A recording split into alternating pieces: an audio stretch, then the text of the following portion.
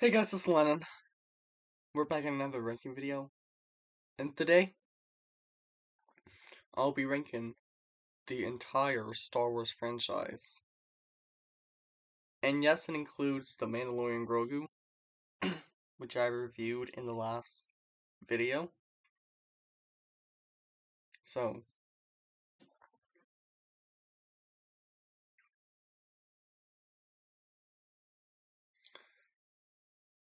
let's see if what place I put the Mandalorian Grogu. So,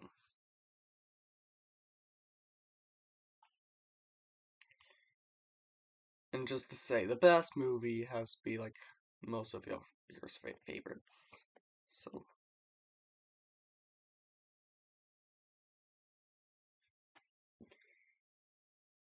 this is going to be an interesting list. But starting off, number 13, The Rise of Skywalker.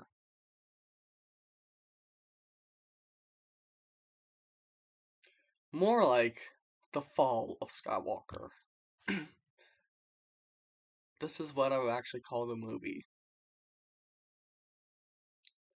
Just because of how messy everything feels.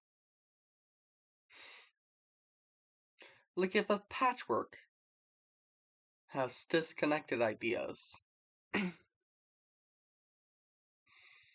There are just many things that are left unexplained, and in trying to be a grand and epic movie that ends up overloaded, the poor develop information. As it did try to fix the sins of the previous movies, it didn't end up even doing any better. It's not even any better. And we also have some weird quotes. Like that scene, they fly now. Like, say that 3 times. Cool. And then for somehow, Palpatine returned. That doesn't make sense.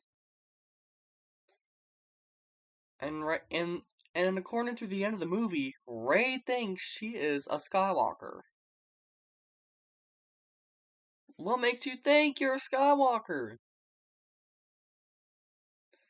That makes no sense.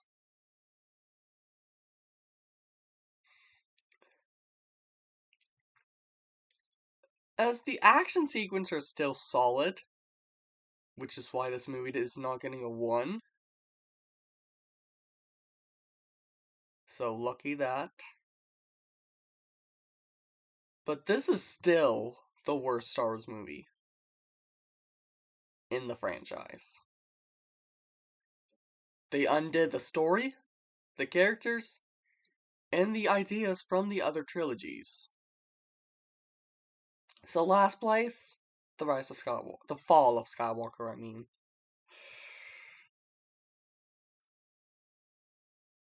But now, coming in number 12, which I don't know if this needs to be on my list, but we got the Clone Wars. As it is a bad backdoor pilot film from like a really great TV show, this is just 3 different random episodes of the show stitched together, and it doesn't even feel like a movie with a plot. They are actually on a mission to save Rada the Hutt, who's feeling sick.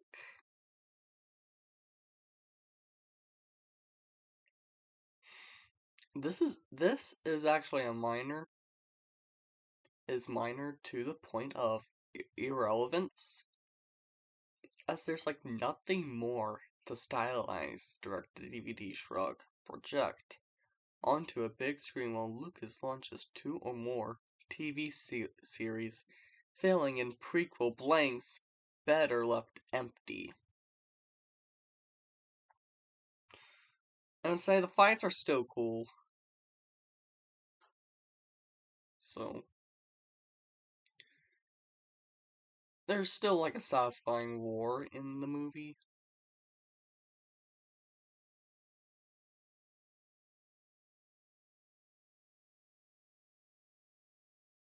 And then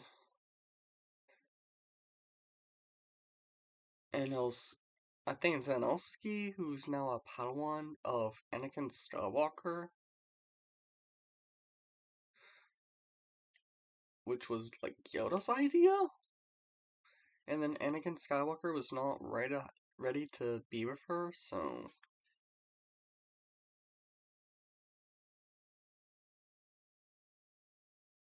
yeah, I'm just gonna say, watch the show. Or if you're into movies more, just watch episodes 1, 2, and 3. Just watch the prequels. So, number 12, The Clone Wars.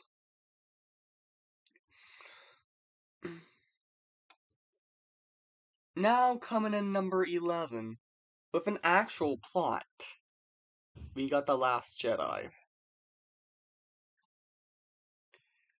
As they did undo much of what The Force Awakens was building, as it does take the story in a completely different direction, ignoring a lot of Jedi lore.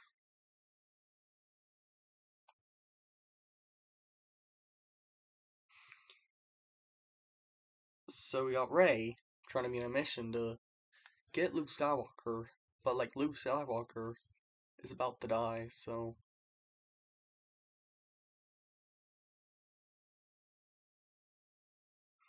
and then Leia was worried about him, so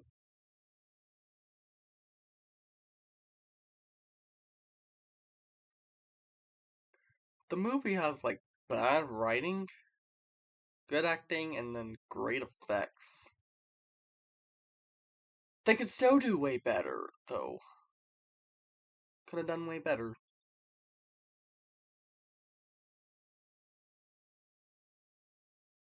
But you know what?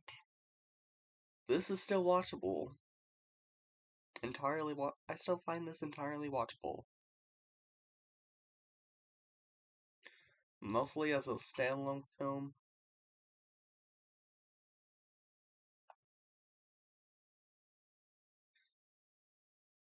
So, yeah, coming in number 11, we got The Last Jedi. Next up, coming in number 10, we got Solo, a Star Wars story.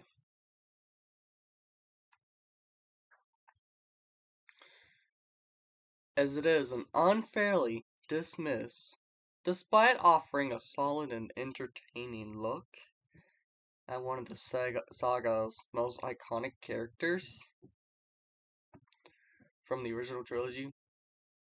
This film provides a fun space adventure vibe, blending elements of classic art storytelling with a dash of Indiana Jones-like escapes, which is depending on the perspective that is either a feature or a flaw. From a lore standpoint, it expands like Star Wars universe in subtle but welcome ways, introducing characters and location that add texture to the timeline. The action set pieces are energetic and the pacing is generally well maintained. The main issue lies in the narrative. While it's completely told, that the plot feels too safe and conventional. This is still an underrated standalone Star Wars film.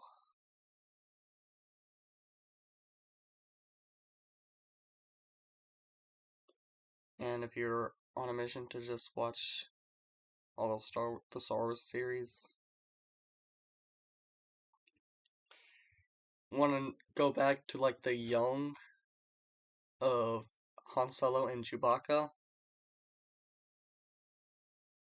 you might like it.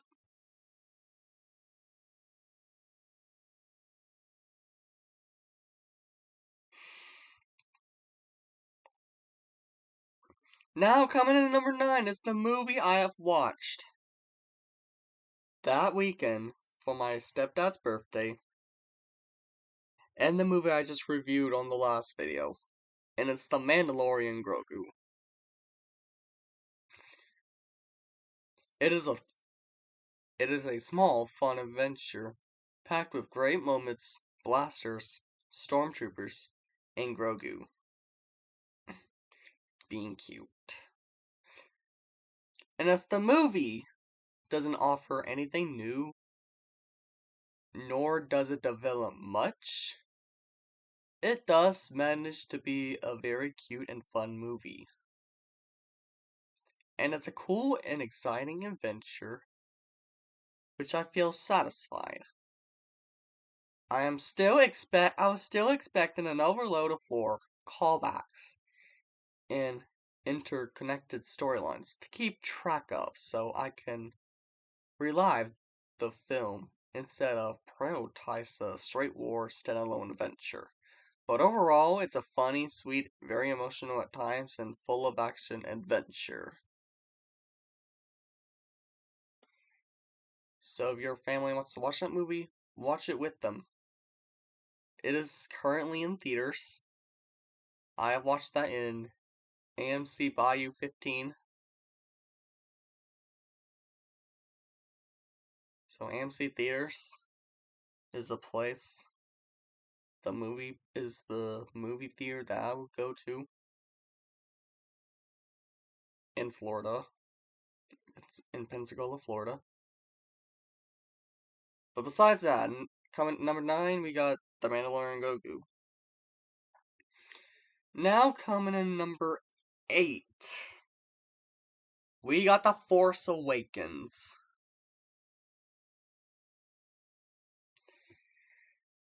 A really promising first entry in the trilogy, and the fact that the overall trilogy did fail, I'm not going to blame it on this movie at all. I can almost envision a different version of the sequels to properly expand on this movie. Because unlike the other two, although The Last Jedi I still respect, it's a fun, exciting, and it looks great. Just for someone let down by Rey being a Mary Sue, and the fact that Luke is mentioned but not actually in the film at all until The Last Jedi.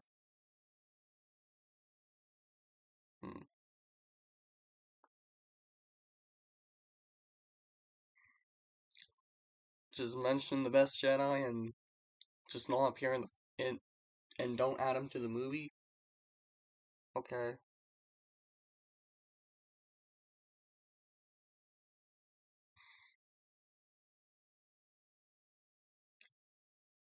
And this is also the movie that had the story of what happened to of Darth Vader's grandson, Ben Solo, now known as Kylo Ren.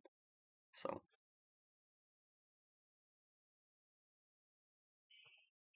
about that. But to say it pumps new energy and life into a hollowed franchise in a way that resurrects old pleasures and points and promising new directions. And I will say it's still a great watch.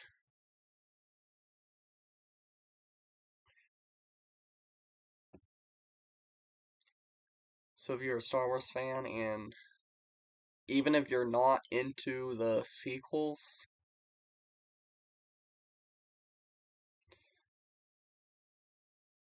because I will say this is the best movie from the sequel trilogy by a lot.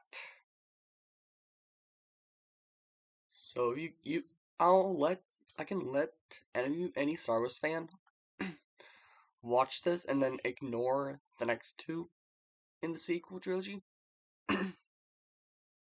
So coming in number 8, we got The Force Awakens. As of now, coming in number 7, we got The Phantom Menace.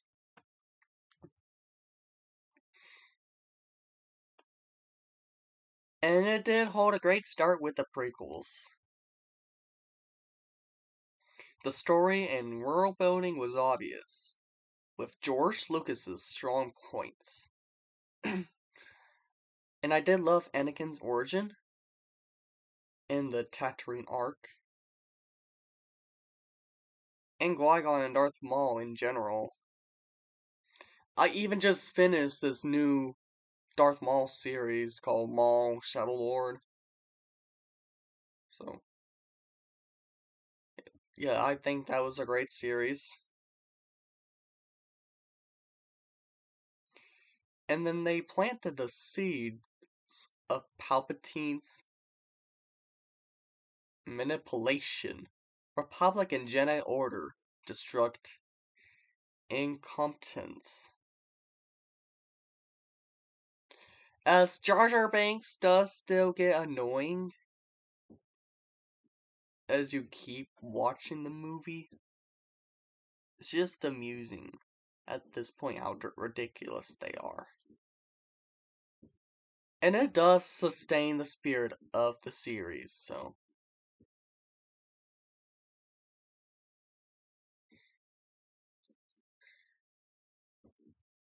If you want to start the Star Wars series chronologically, I do think you will like The Phantom Menace. I can't even believe this is the only Star Wars movie that has Qui-Gon, so. But you know what to say. Coming in, number 6, we got the Attack of the Clones. And to say, this is a solid entries from the prequel trilogy. Though it still lacks the impact of novelty that the Phantom Menace brought, it still shifts its focus toward the development of the relationship between Anakin and Padme, while subtly laying the groundwork of Anakin's eventual fall to the dark side. The Attack of the Clones has enough strong elements, especially in character development and lore expansion, to stand as a valuable character chapter in the saga. Even if it doesn't quite leave the same mark as the procedure, it's a big fixed adventure, blazing special effects inside humor and sly self-reference, which the fans will be lusting.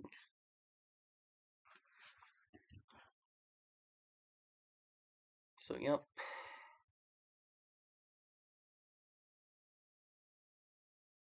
And we might have gotten why Boba Fett's now a bunny hunter itself because of what happened to his dad, Jenga. So, coming in number 6, we got Attack of the Clones. And now, coming in number 5, we got Rogue One. As there is not too many flaws, other than some internal issues, that doesn't show much in the film, this still has a good acting and a good dialogue. It has Giant's Defiance and Cassian's Grit Archer as a fantastic cast. while Krennic excels as a aristocratic foe, despite a slow and shaky deepfakes. It's seamless, tragic, and it leads to a new hope, as cements it as a masterpiece of the world building.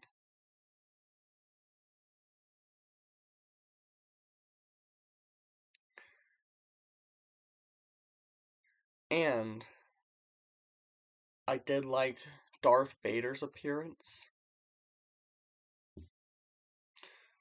and the way he just came after all those rebels.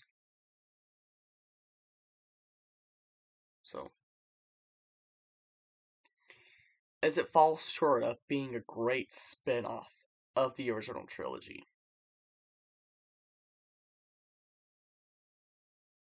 So, if you want to see Darth Vader before you start watching the original trilogy, you will see him.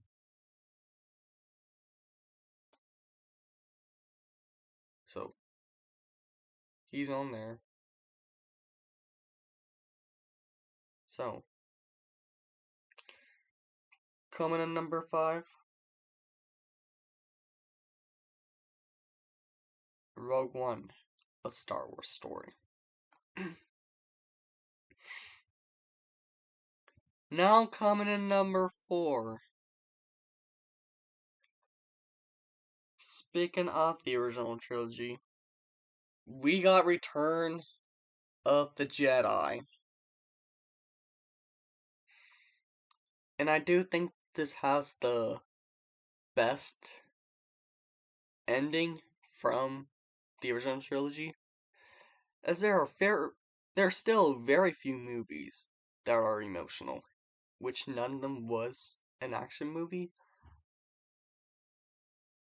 And even if it doesn't have the same effects and CGI as the previous films, there is still an amazing story.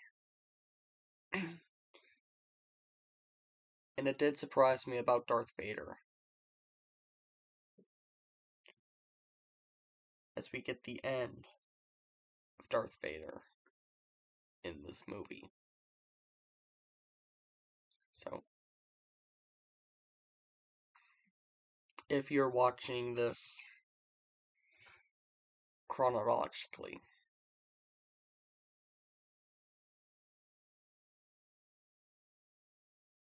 so this is actually a film that has a lot of fights happening in space. And this is a complete entertainment, a feast for the eyes, and a delight for the fancy.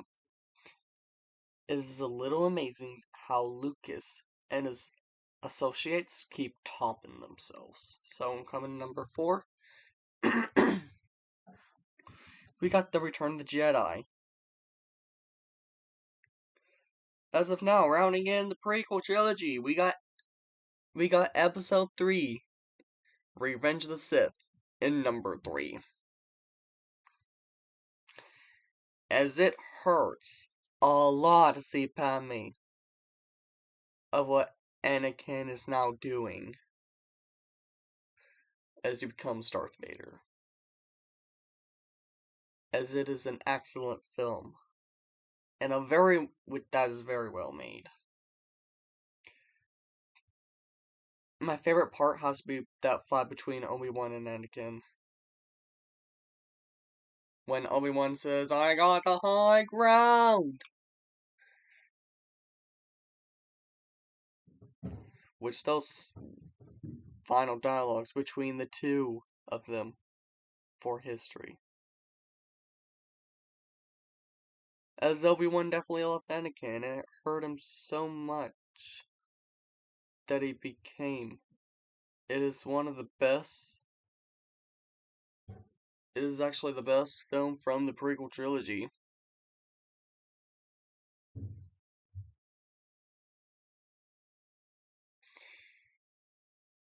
As it has been an excellent entertainment to watch for many years. So coming in number 3, Revenge of the Sith.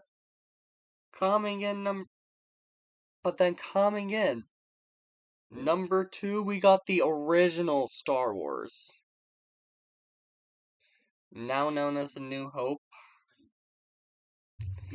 and it redefined what was possible in storytelling, world building, and cinematic imagination. And George Lucas didn't even just create a film, he crafted in a universe. It's a universe filled with compelling characters, timeless themes, and the mythological structure that resonates across generations. The visual effect, though, obviously dated by today's standards, still carry a certain practical charm that CGI really replicates, and every costume model and set design is infused with passion and detail. What truly sets A New Hope apart is its balance, an accessible adventure story with deep, allegorical layers, heroic arcs, political undertones, and an emotional core that's still moving today, as Luke Skywalker's journey is the blueprint for the classic hero's path. And then Darth Vader has to be one of the most iconic villains in the Star Wars history. With even today, with countless Star Wars films and shows behind us, this movie still holds up because it was crafted with vision, love, and a desire to do something no one has ever dared.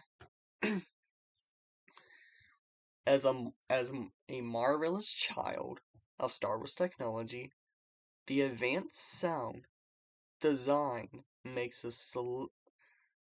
celebrity reviewing of George Lucas's legendary space opera a thrilling experience. And you know what? This might have been my second favorite, but coming in number 1, we got The Empire Strikes Back. Because Darth Vader is Luke's father. Because this is actually the gold standard for sequels, transforming the saga into a dark, essential bridge act from Hoth's desperate warfare to Lando's suave, morally great debut that the narrative tracks beautifully. As there might have been minor timeline logic gaps that delivers the franchise's most atmospheric duel and remains an undefeated sci-fi classic, it provides fascinating energy. As as if the kids are given one of the sets of delights. The bravado of battles and elaborate warships zooming through exotic space, giving adults another as a layered exploration of what it all means in the grand scheme of things. And there you have it. My ranking of all of the Star Wars movies from the franchise.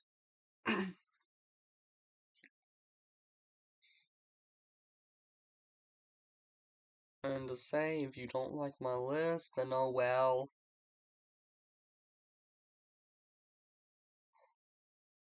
But just saying all that.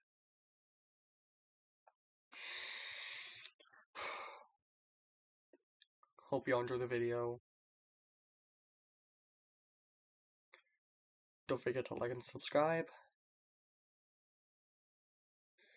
The next movie I'll try and review will be Boosters. I love Boosters.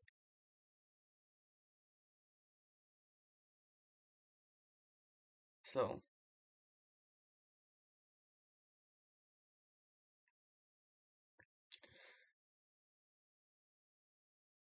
and then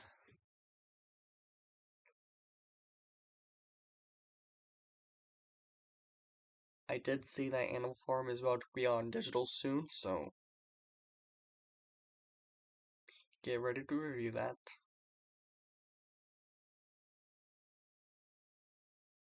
And no, I'm not ready. Absolutely not. So,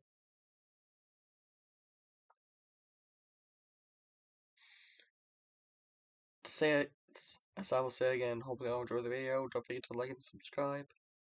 And I'll see y'all in the next video.